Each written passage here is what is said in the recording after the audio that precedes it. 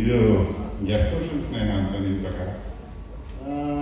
ಒಂದು 25-30 ಹೌದು. ಇವಂದು ಇನ್ಸಿಡೆಂಟ್ಸೇ ಹೇಳ್ಬೇಕು ನಾನು, ನಂದು ನಿಮ್ದು ಎಂಥ ಸ್ನೇಹ ಅಥವಾ ಇವನು ಎಂಥ ವಿಶೇಷ ವ್ಯಕ್ತಿ ಅನ್ಬೇಕಂದ್ರೆ, ಇವನ್ನ ಮೊದಲಿಗೆ ನನ್ನ ಮತ್ತೆ ದುನಿಯಾ ಸೂರಿ ಸಿನಿಮಾಗೆ ಒಂದು ಬೆಕ್ ಹಿಡ್ಕೊಂಡ್ಬಂದವರು. ಒಂದು ಬೆಕ್ ಬೇಕಿತ್ತು ಶೂಟಿಂಗ್ಗೆ.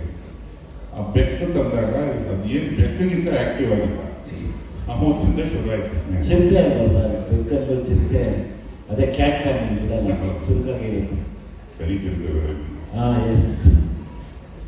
ಅದಾದ ನಂತರ ಒಟ್ಟೊಟ್ಟಿಗೆ ಹಾಡು ಬರೆಯೋದು, ಇವನ ಹತ್ರ ಬಯಸ್ಕೊಳ್ಳೋದು. ಒಂದ್ಸತಿ ಅಂತೂ ನಮ್ಮಪ್ಪ ವೆಸ್ಟ್ ಇಂಡೀಸು ಓಪನಿಂಗು ಬ್ಯಾಟ್ಸ್ಮನ್ನು ಅಂತ ಒಂದು ಲೈನ್ ಬರ್ಬಿಟ್ಟಿದ್ದೀನಿ. ಇದೇ ಥರದೊಂದು ಆಡಿಯೋ ಫಂಕ್ಷನ್ನು.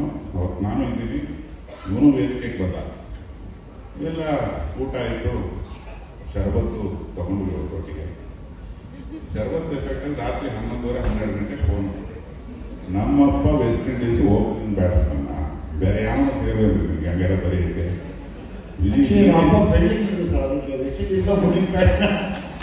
ನಮ್ಮಪ್ಪ ನಮ್ಮಪ್ಪ ಕೆಂಪು ಚೆನ್ನಾಗಿದೆ ಸರ್, ಏನೋ ರಾಂಗ್ ಅಪ್ಪನ ನೋಡ್ಬಿಟ್ಟು ನಮ್ಮಪ್ಪ ಅಂತ ಬರ್ಬಿಟ್ಟಿದ್ದೀರ.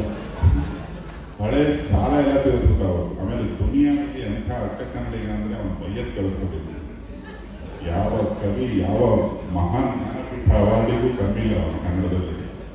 ಆ ರೇಂಜ್ ಪದಪುತ್ರ ಇಟ್ಟಿದ್ದಾನೆ. ಸ್ವಂತ ರಚನೆ ಅವೆಲ್ಲ ಹತ್ರ ಬಯಸ್ಕೊಂಡ್ರೆ ಗೊತ್ತಾಗುತ್ತೆ. ಎಲ್ಲಿ ಸ್ನೇಹ ಇರುತ್ತೋ, ಪ್ರೀತಿ ಇರುತ್ತೋ ಅಲ್ಲಿ ಬೈಗುಳ ಉಚಿತ.